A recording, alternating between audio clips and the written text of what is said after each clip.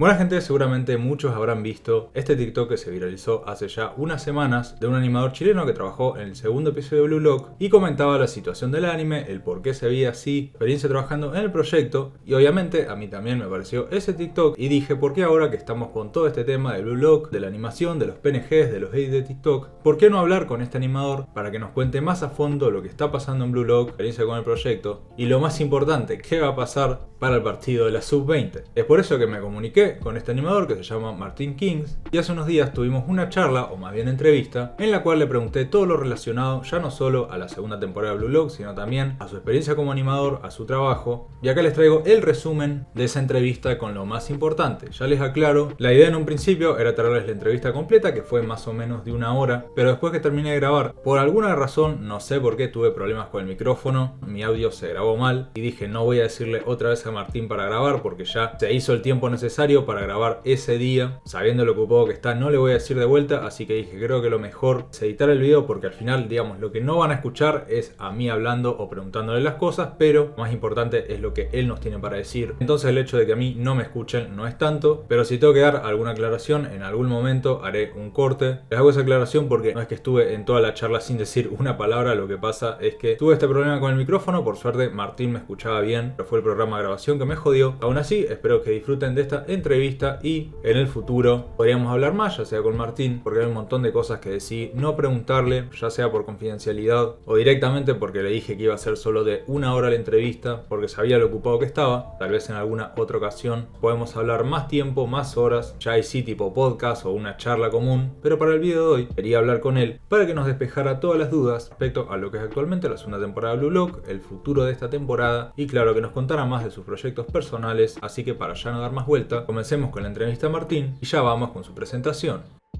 Sí, soy Martín, me conocen en redes sociales como Martin King, soy animador ya desde hace casi 2 años, en diciembre son 2 años, dentro de la industria japonesa, y trabajé en Nier Automata, en Dan Da Dan en sus primeros 2 episodios y muchas más producciones. Ahora como que ya me siento como más tranquilo animando, como que tipo, no tengo ese problema como cuando todos empezamos, cuando estamos como recién empezando a dibujar, o no tenemos como un nivel tan grande dibujando como de que te sientas y de repente, claro, avanza todo súper bien y otros días que no tan bien.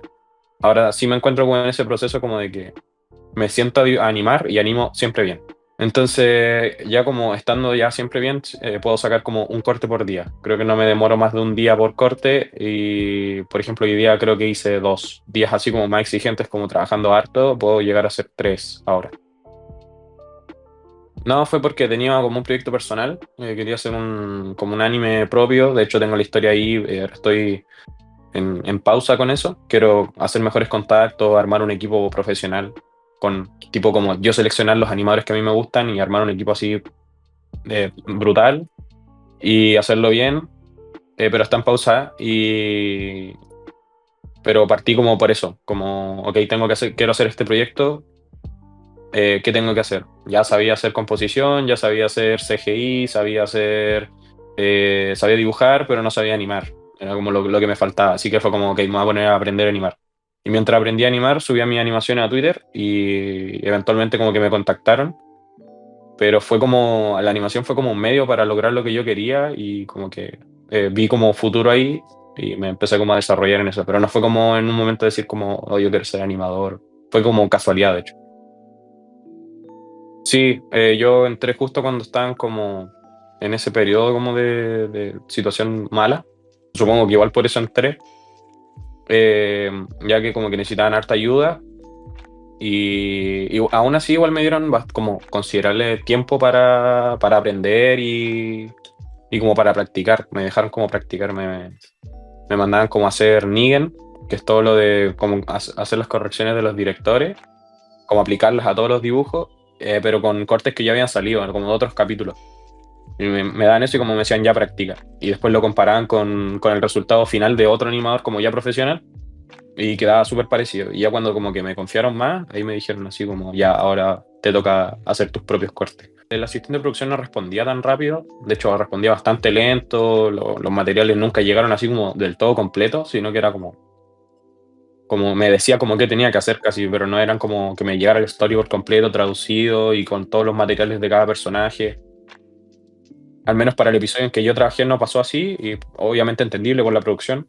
Pero sí, claro, por otro lado, como que me dejaran practicar, que me enseñaran un poco de cosas, que me pasaran, por ejemplo, el Satsuma, que es este PDF que te pasan cuando entras en la industria, y me dejaran como tiempo para practicar, sí me ayudó un poco. Yo creo que mi primer corte fue como, no sé, me debo haber demorado como una semana, porque estaba como, no sabía bien. Ahí empecé como a entender como que, ok, el artista de layout no es solo como artista de layout, sino que da órdenes para otros como departamentos. Y, y como entendiendo todo eso, obviamente hay un factor como de confianza, como confianza en uno mismo, como de saber que estoy haciendo las cosas bien o mal. Y ya para el segundo corte, cuando ya como que le agarré el ritmo, me demoré como 2 días. Depende del asistente de producción, netamente. Por lo general, como que donde uno tiene que mantener el mismo respeto que tienen en su cultura. eh, si se te comunica en japonés, no le voy a hablar en inglés, tipo, le traduzco todo y se lo mando en japonés. Si me habla en inglés, le hablo en inglés. Y si dentro de la conversación se le acomoda hablar más en japonés, le hablo en japonés. Pero yo al menos manejo bien el inglés, al menos para todas las reuniones, cuando son como meetings en línea, con cámara y todo, para cuando te explican como los cortes, que no sucede en todos los estudios, pero en algunos se da, también en inglés y ellos tienen un intérprete. Y los materiales, hay veces como que te los mandan solo en japonés y es terrible. Pero usualmente sí traducen como los materiales. Tienen un periodo como donde el asistente de producción se encarga de transcribir los materiales y te envían como todo traducido, porque si no, no hay forma de entender como qué es la escena. Y los dibujos del storyboard no siempre son tan claros como para entenderlos a la primera. Sí, hay que memorizarlos y al principio es como que se siente como que la traducción no está bien hecha, pero claro, son como nomenclaturas, términos en específico que uno tiene que aprender con el tiempo y después ya como que aprendí a entender esa traducción entre comillas mal hecha, pero en verdad es que están usando términos. Por ejemplo, no sé, he se le dice como al brillo de alguna parte del cuerpo o al ojo. Entonces de repente te sale como no sé qué personaje es he y tú como, ¿qué es he? Hai está saludando al personaje, ¿no? No sé. Entonces, claro, después uno va entendiendo como a qué se refieren ciertas cosas. Tenía contacto con este asistente de producción desde hace ya como un año y me fue moviendo como por todos sus proyectos. Y ya como que me dijo, bueno, él es presidente de un estudio y claro, es donde un estudio que estaba partiendo, cuando yo partí con él, tipo, él hacía como de asistente de producción, de presidente, de todo, y fui como viendo la evolución de esto. Ahora ya tienen como una casa principal, han traído animadores de otros países y como que ya los tienen trabajando ahí en Japón. Han avanzado mucho, mucho, mucho. Pero claro, sigue siendo un estudio que está partiendo, tipo, deben tener 10 animadores y de esos 5 contratados. Entonces son muy poquitos, pero el tema es que empezó como su nivel de animes que empezaron a tomar como que empezó a subir rápido. Pasaron como de Spokons Random a Blue Lock. Claro, como pasa en la mayoría de los estudios, avanza más rápido como los proyectos que toman más que la calidad como que le pueden dar a sus trabajadores. Entonces se complican las cosas. Y bueno, él me llevó de anime en anime y teníamos, de hecho, programado como tomar 2024 junto con él. Pero yo trabajé en Blue Lock y ya me estaban llegando, ya había trabajado, mientras trabajaba en Blue Lock, creo que ya estaba trabajando en el otro episodio que aún no se estrena de Dandadan. Tipo, ya había trabajado en Dandadan. Entonces tenía como. Y Science Saru ya me quería para otras cosas. Entonces me salí de Blue Lock y ahí ya como que nos separamos. Pero eso fue como llegué hasta ese asistente de producción. Sí, pensé que iba a llegar como al millón, porque uno de Dandadan había llegado al millón, pero no tanto y no que lo tradujeran a otros países, o sea, a otro idioma. Por lo general se queda como en habla hispana. Sí, no, y vi hartos videos en inglés y claro, dentro como de temas traducción y todo eso se complica. De repente igual como se malentienden ciertos mensajes. Bueno, gente, acá aparezco yo para explicarles la pregunta. Acá lo que le pregunté a Martín fue el por qué dejó de trabajar en Blue Lock, si fue por un tema de dinero, tiempo, para centrarse en otros proyectos, y esta fue su respuesta. Yo creo que fue un poco de cúmulo de todo. Veía como que tenía proyectos como, bueno, estaba trabajando en ese momento como con Saint Saru, estaba pasando todo lo de Dan Dan, entonces estaba como re ilusionado con eso. Aparte de la libertad creativa que me daban era como, no sé, sí, no, locura. Tipo, De repente me decían así como, haz lo que queráis, dale. También por temas de paga, obviamente, prefería como proyectos donde me pagaban más. En, en temas de tiempo, me daban mucho más tiempo en otros proyectos, aparte de tener como hartos proyectos en ese momento. Y por el hecho como sí, como de la situación, como que no me gusta apoyar esa situación. Como mismo, por ejemplo, hay otros animadores que no han trabajado con Mapa o no han querido trabajar con Mapa por no apoyar el sistema que manejan. Entonces, si bien, claro, ya estando dentro de la industria, probablemente te vaya a enfrentar esos sistemas cuando uno empieza, pero ya cuando uno ya tiene cierto avanzado como de esos pasos, eh, lo ideal es, claro, no apoyar ese sistema porque solo como que nos perjudica a nosotros. El comité sigue ganando dinero, los presidentes de los estudios siguen ganando dinero y sus trabajadores son los que se ven perjudicados y de ahí para abajo. Directores, asistentes de producción. Por eso siempre me hice como el enfoque en el TikTok como de decir como que el equipo no tenía la culpa, sino que son las personas que toman estas decisiones de cuándo entregar, cuánto presupuesto poner, cuánto staff buscar, cuánto tiempo para buscar un buen staff y todo eso. Son tiempos que no les importa mucho, solo les importa como que se retorne el dinero lo antes posible, o al menos eso es lo que se logra percibir uno desde el del punto de vista del animador, tipo, no te dan ningún beneficio. El 99% de las veces que he trabajado en los animes no me han dado contrato. En uno de los animes me han dado un contrato como de confidencialidad y de cumplimiento de paga y todo esto. Pero en todos los demás, que son 15 otras producciones, jamás he tenido como ningún contrato de nada. Entonces, no, no, mucha gente me decía como, a lo mejor estáis revelando información confidencial, te pueden penalizar o algo así, pero en verdad es algo que lleva pasando en toda la industria y pasa todas las temporadas, solo que ahora pasó como con un anime que es un poco más llamativo y, y les llega como al público general la noticia, como pasó como por ejemplo con Jujutsu en la segunda temporada, pero pasa en todos los animes y mientras menos presupuesto y menos staff y menos importante es el anime, es mucho más probable que pase y probablemente al tener menos staff son animadores y directores menos experimentados, por lo que es más difícil solucionar la situación y así sucesivamente. Entonces, siempre como que recalcar que el estudio nunca es el culpable. Claro, son gente que está contratada para realizar un producto, pero si no le dais el tiempo, no le dais los recursos necesarios, es complejo. Ya no tenía mucha estima de cómo iban a salir los episodios. Entonces cuando salió fue como, bueno, vi el primer episodio, como que fue como, ok, va por donde yo iba pensando. El tráiler más de lo mismo, y cuando vi el tráiler fue como, ok, mejorar en postproducción para que no se vea tan, no sé, igual que la segunda temporada en temas de postproducción o de composición, pero en temas de movimiento obviamente se veía peor que la primera temporada y después ya cuando salió el episodio fue como, no sé, medio risa en algunos momentos así como a mí esta escena tenía, no sé, un slow motion como de 20 frames y no sé, no sé, habían como muchas cosas, los personajes igual tenían hartos detalles, el dibujo era excesivo. Siento que se podrían haber tomado otras medidas como si, por ejemplo, no sé, en Jujutsu pues, simplificaron mucho los personajes, habían episodios Kagenashi completos así sin sombra, o sea, solo sombra o sin sombra y así. No sé, habían como varios métodos que se podían ver, pero bueno, supongo que el estudio hizo lo que pudo y todos queríamos lo mejor, supongo. No, no creo que ningún animador haya trabajado como con malas intenciones. La verdad no tengo idea de cómo saberlo, así como sería como adivinar, no tengo mucha más información de lo que tiene la persona que ve el anime. Creo que tengo como más autoridad porque trabajé en eso y como que puedo decir como de primera mano las cosas, pero no tengo como una forma como de verlo. Pero no sé, si tuviera que adivinar, yo sería lo menos optimista posible en caso de que eventualmente, claro, haya un cambio o haya generado un cambio.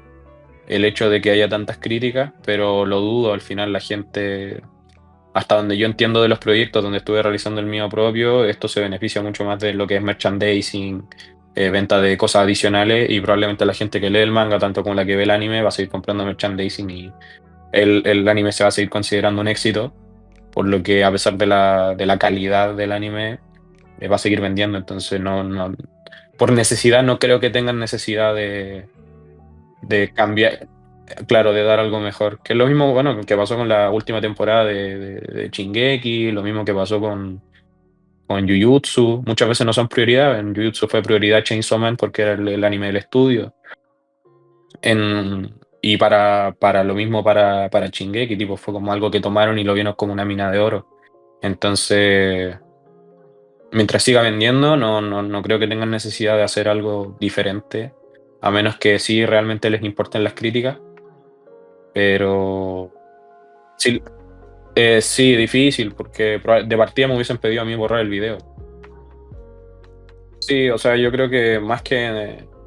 Porque la gente lo ve mucho por el tema del presupuesto, como que no le pusieron presupuesto. Pero aún así puedes pagarle, no sé, 10.000 yenes por corte a un animador que no sea lo suficientemente experimentado, a un director que no sea lo suficientemente experimentado, y el resultado no va a ser el idóneo.